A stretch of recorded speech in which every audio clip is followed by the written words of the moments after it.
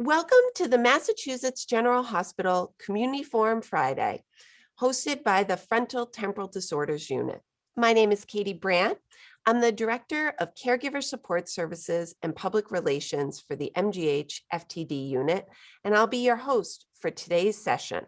The Power of Music Therapy for Connection, Cognition, and Care, a conversation with neurologic music therapist, Hebb. Caitlin is the Clinical Operations Manager and a neurologic music therapist for MedRhythms Therapy. She graduated from Berklee College of Music with a degree in music therapy and received her fellowship in neurologic music therapy from the Academy for Neurologic Music Therapy. Caitlin is also the internship director for MedRhythms at Spaulding Rehabilitation Hospital, where she primarily works with patients on the traumatic brain injury, stroke, and spinal cord units. She's passionate about education and advocacy and has spoken at several regional and national conferences. In addition, Caitlin leads cutting-edge groups, including the Boston University Aphasia Community Chorus and a group for individuals living with primary progressive aphasia and their care partners with our MGH FTD unit.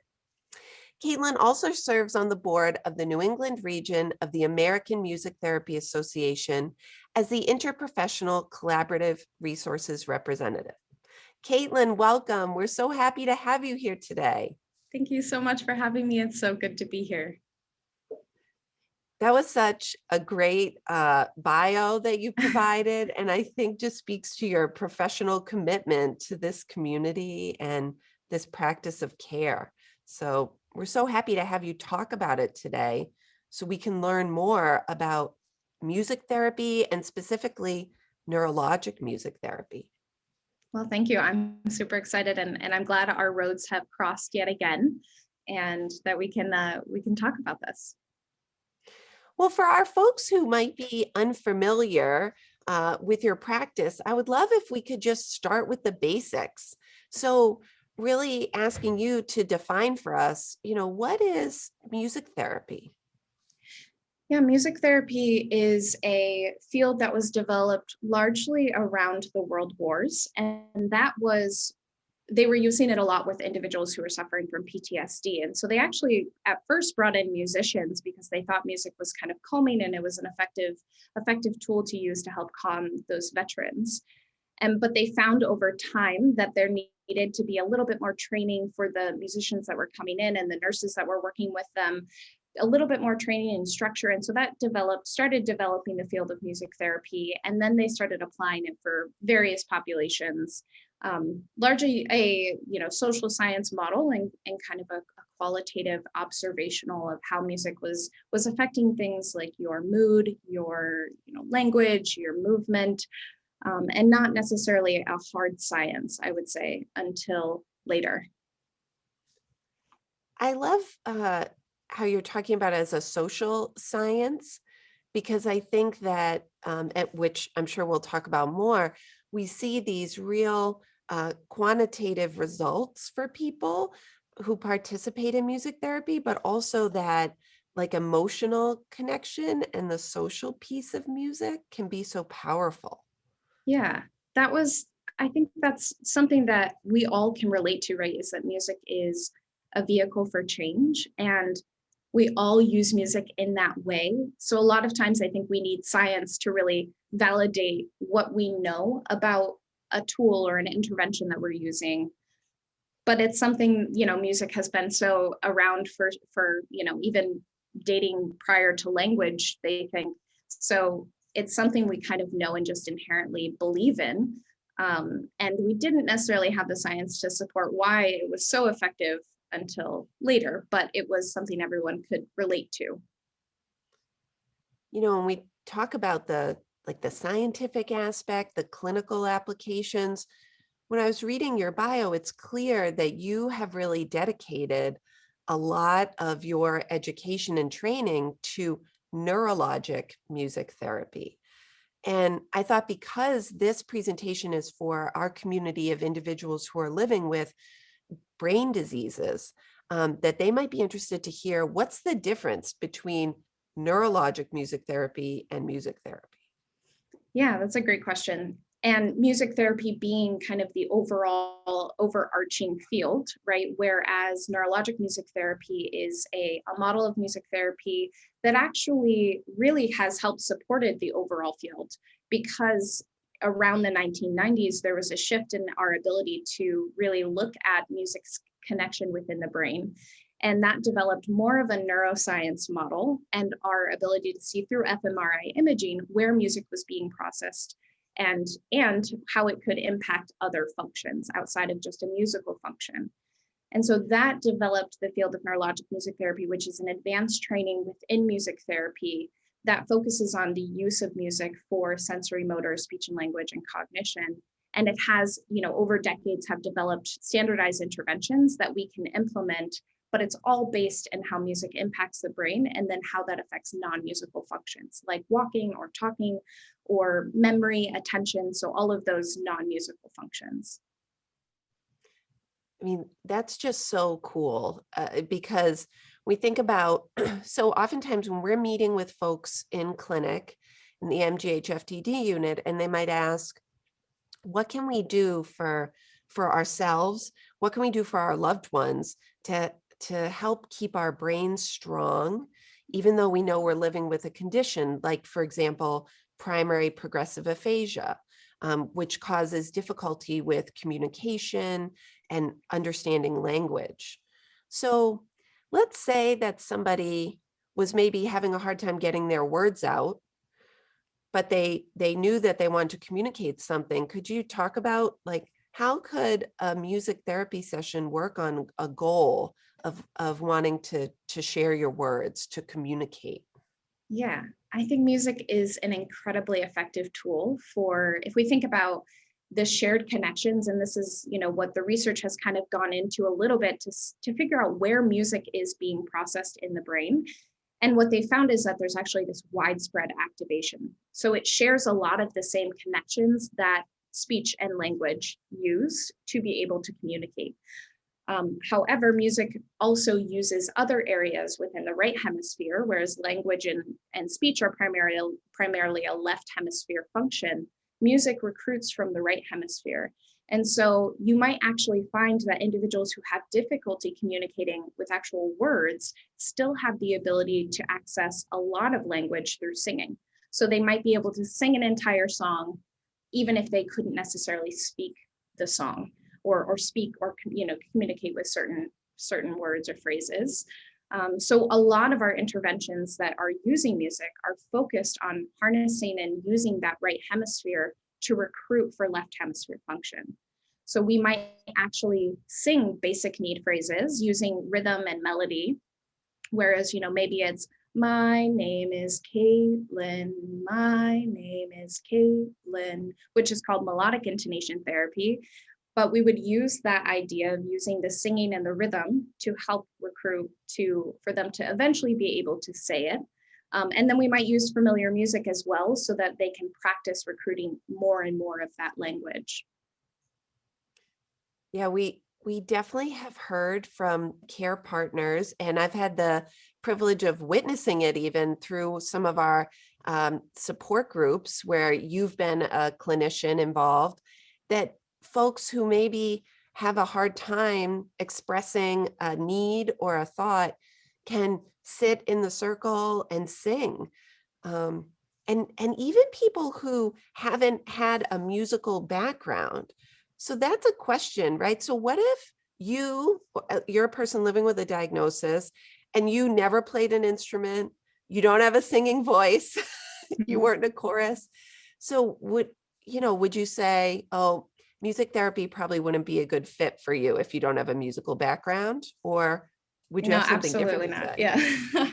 Yeah. I jumped in a little because absolutely my answer is, even regardless if you are a singer or have had any music training whatsoever, there's a famous quote by actually the founder of neurologic music therapy, Michael Towton. He said, a brain that engages in music is changed by music. And that is for every brain, right? And so it doesn't matter if you've had any music training whatsoever, you can still benefit from the effects of music.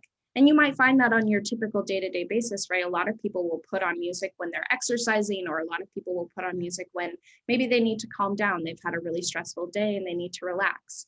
And so I think, it doesn't really matter, whether it is a typical brain or someone who is living with a disease. You can still benefit from from engaging in music.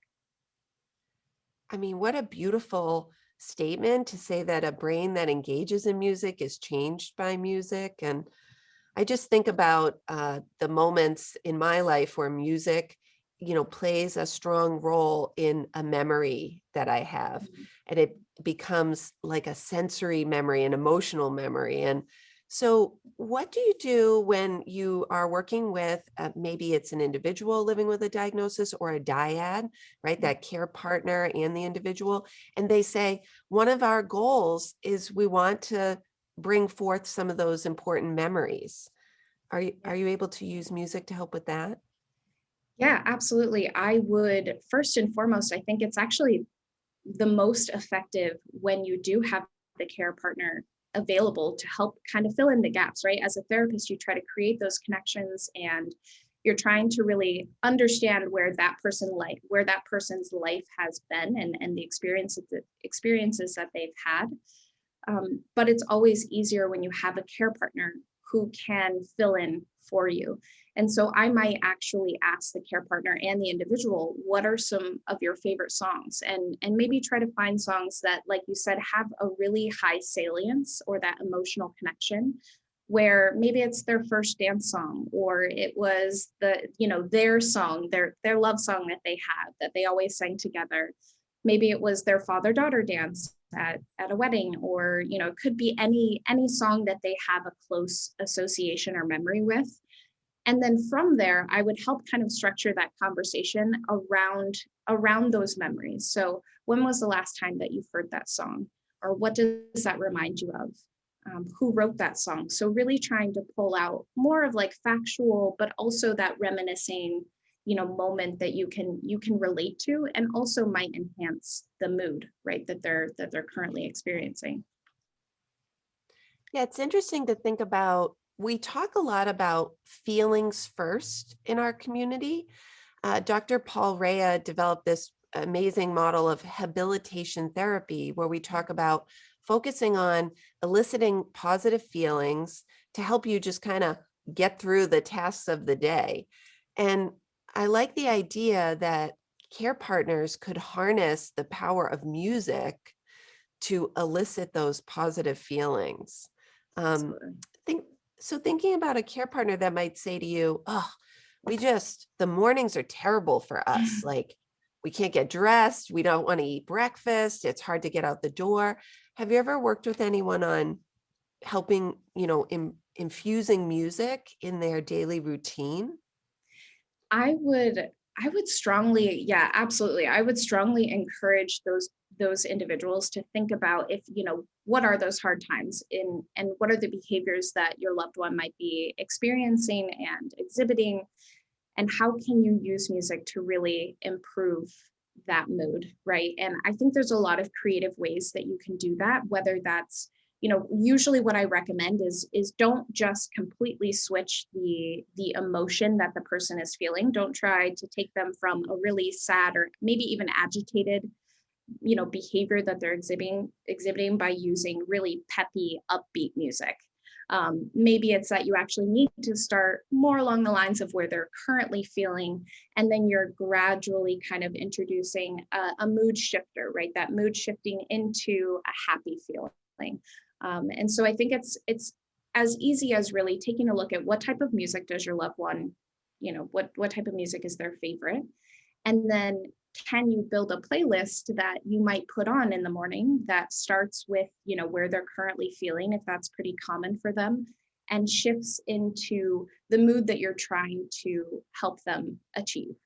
And so you kind of, set up a playlist, whether it's, 3 to 10 songs, however long it takes, that you could put on and really encourage and improve someone's mood. When you just talked about that, like acknowledging the current mood of your loved one. So let's say you're a care partner and your loved one is maybe experiencing some behavioral symptoms or just having a difficult mood and has a difficult time communicating about that.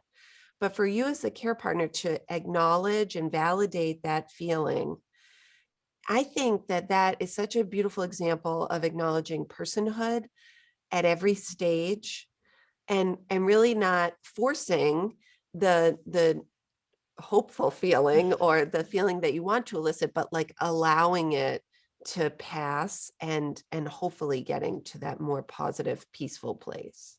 Yeah, I think that's relatable for most humans, right? I wouldn't, even for myself, when I listen to music, I'm not, if I'm feeling, if I've had a really stressful day, I might not want to put on, pure pop playlist. So I might start with, instrumental music is really helpful for me. I love the piano. I love listening to the piano, and I might start there for myself. So I think, what you have to kind of think intuitively of what you would want. And I would imagine that that would be very similar to what your loved one would want as well. I listened to a keynote speaker once. She was just so wonderful talking about the experience of caring for her mom who lived with Alzheimer's disease. And when they wanted to infuse music as a part of her day, the adult daughter said, "Oh, my mom, she went to the opera. She only likes classical music. That's what we should play." So they played that and, they thought it was fine. And then her mother had a visit from her hairdresser who had been a part of her life for decades. And she said, "Your mom likes country music." And they put on country music and her mom, who was nonverbal, started tapping Yeah. her toes. And I thought that was such a great example Yeah. of how multifaceted we all are as humans. Mhm. And I just love that example of how that adult daughter was learning new things about her mom, even when her mom couldn't communicate it. It was really cool. I Yeah. find that actually quite often with a lot of people that I work with, where I'll ask, usually with younger individuals, I'll ask their parents what type of music they like. And it's kind of funny to see the differences of, what the parents portray as their favorite music versus what the child or the young adult would actually say is their favorite music. And I think that's what's also really great about music is that it is so, I myself, every single person I ask, what type of music do you like? Almost every single person says, I like all types of music.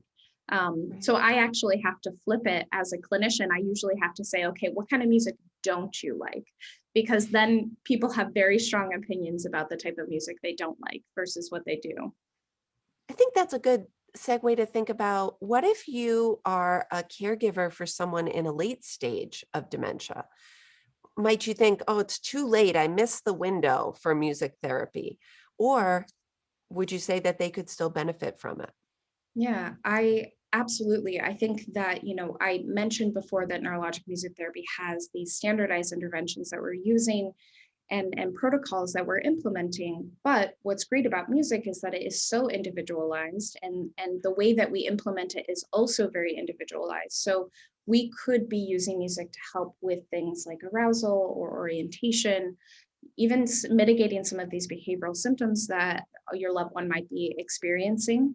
And so we might, because music is such a strong stimulus, it can really help with things like increasing the arousal. And once you increase their arousal and maybe they're more oriented, you can start to shift into things like working on, basic levels of attention and even memory. And I think that it shifts even nicely into those reminiscing moments. So maybe it's that, you're using music as a way to stimulate the arousal to help get to a point where you can do something, like reminiscing or even a activity of daily living. Right now they're more aroused. Now they can engage in their breakfast. Now they can engage in their shower or whatever it is. But there's absolutely ways that music therapy can be used for individuals who are farther along in the disease. So, Caitlin, when you were just mentioning arousal, right, it made me think of some of our patients who are living with behavioral variant FTD, and they may have a symptom of apathy, which might make them not feel motivated to eat their lunch or not feel motivated to take their shower or put on clean clothes. And so I know I was asking you about folks in late stage, but you're making me think that these like supports can help people with symptoms all along the continuum. Absolutely. I think that's another, you're pointing out this motivation piece. And I think music has such a strong salience for so many people, right? That emotional connection, that even if you are not motivated to get up off the couch or to eat breakfast, there is a way to use music to encourage those types of behaviors. And so maybe it again is that you're looking to shift that mood. You're looking to use music as a way to motivate that individual. And I think that there's probably a lot of creative ways working with someone that you could do that if you were sitting down with them, and maybe it's that, okay, you don't feel like you can get off the couch, but maybe we could do this and we could do this with music. And then from that point, maybe it's a movement focused task. And then from that movement, you transition into getting up off the couch with another song. And then finally they're seated at the table having breakfast. So it's all really how you're implementing it and kind of how you're optimizing your use of that music for that particular person. Yeah, so I'd love to talk about that. So the idea of implementing, right? So what does neurologic music therapy look like in 2021? Do you have in-person or virtual? Could you talk about what your day looks like? Like, how are you working as a neurologic music therapist? Yeah, absolutely. So right now I'm at the hospital. I'm at Spalding Rehab. So clinicians are still doing some inpatient work, but we are also, it's dependent upon the individual, we're doing some in-home, but largely 2020 and 2021 have been telehealth. And so we have developed a telehealth platform, obviously out of necessity, but it was in our plan to do so anyways, with the way that, medicine is changing, and our mission first and foremost as a company has always been to provide access to this level of care. Being very specialized, there's not a lot of neurologic music therapists that can provide this type of care. So we have always, as a company, said we need to be able to reach as many people as we can. So with the change of telehealth, it was actually a warm switch over, and we've been seeing most of our people online. That's really neat. And I would love it if you would talk about MedRhythms for a moment. So you mentioned that you guys are unique. What is it that's unique about you as a music therapy practice? Yeah, I think what is most unique about MedRhythms being that we are a purpose-driven organization, and we truly believe that everyone deserves this care. And our focus, our specialty being within neurologic music therapy, all of our clinicians are NMTs, or for short, NMTs, but we're also NMT fellows, which is kind of an advanced training within that neurologic music therapy field as well. And our focus is for neurologic injury and diseases. We strongly believe that you can do anything, but you really shouldn't do everything. And so we really like to focus in and, use these skills for people who are living with neurologic injury and disease. Yeah, and I think for our population in the FTD unit, a lot of our patients are living with rare neurological conditions. So it's actually probably nice for them to hear that there's a group of clinicians in this practice that may have had experience working with someone with their condition before. So how would someone reach out if they were interested? So let's say they said, you know what, maybe I'm going to be brave and I'm going to give music therapy a try. Do they have to get a referral from their physician? How would they sign up? So there's no, you wouldn't necessarily have to get a referral from your physician unless you were seeking some form of reimbursement. You can self-refer, and you can reach out to our company to, speak with us a little bit about how music therapy could be used for your loved one.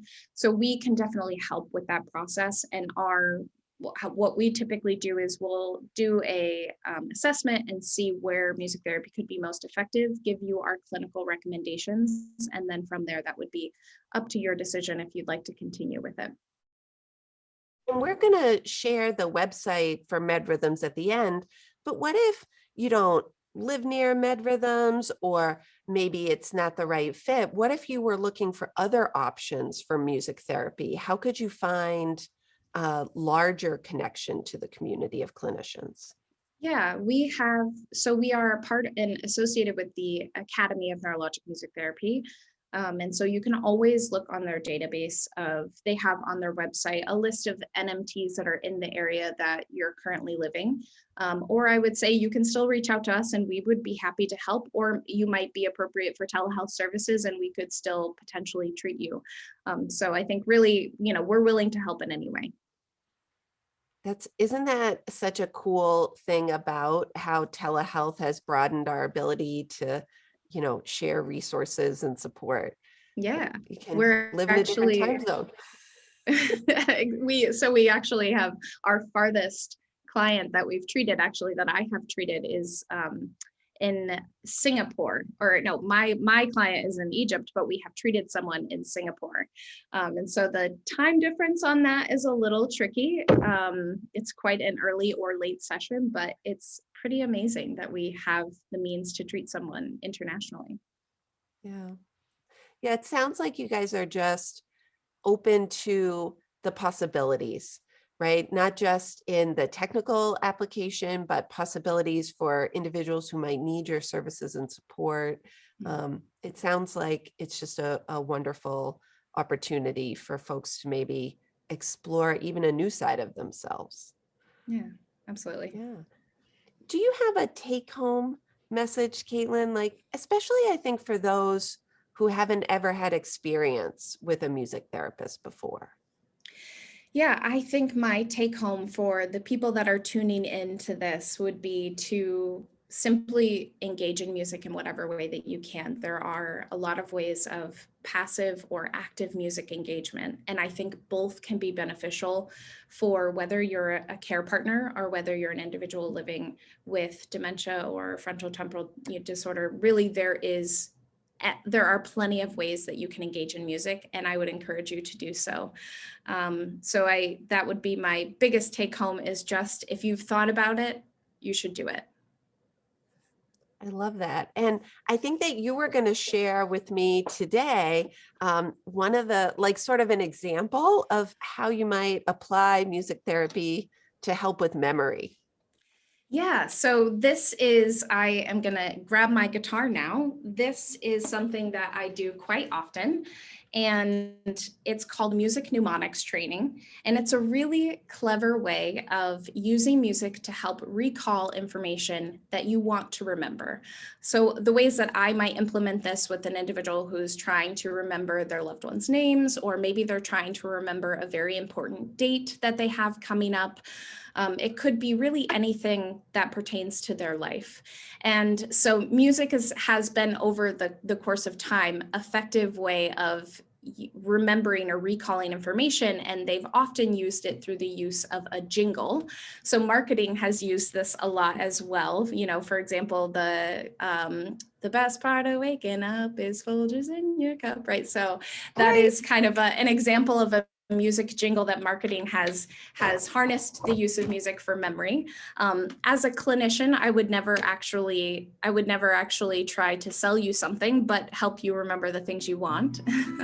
Right. So as a team exercise, our company got together and we thought of a fun way to, as a workshop with our team, a fun way to create a mnemonic is create a MedRhythms jingle.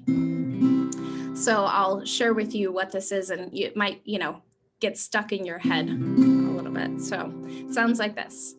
Neurologic music therapy. Need help to walk, talk with your memory. Call MedRhythms Therapy. We'll come to you. That's adorable. Our MedRhythms jingle. And I love that. That's like just a little fun thing, but I really wanted people to hear your voice and the guitar, because that's something that I really experienced working with you and in our support group setting, that I think people almost forget about. It's that yes, we're working on some serious things, working towards goals and outcomes, but also just the experience of music. There's so much joy, and that the Absolutely. opportunities that we have to infuse that joy and beauty in our day.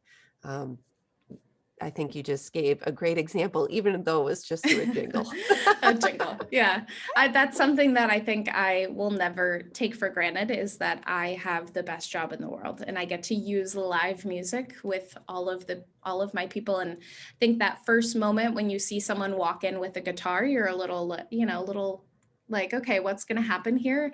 And then, when you engage and you have music presence, it just completely lifts the environment. And I get to do that on a regular basis. So I'm incredibly lucky. Yeah, well, we're lucky that you are a part of our community of clinicians that is supporting and helping our individuals living with a diagnosis, care partners, and families just navigate their journey with these diseases. So thank you, Caitlin, Thank for you. doing that. Thanks for bringing your gifts to our Community Forum Friday. We're so appreciative. Absolutely. Thank you so much for having me. The MGH FTD unit Community Forum Fridays is a way to bring expert voices to our community of individuals living with a diagnosis, care partners, and community members. We're so thankful to have all of you here with us, and we look forward to seeing you again next time.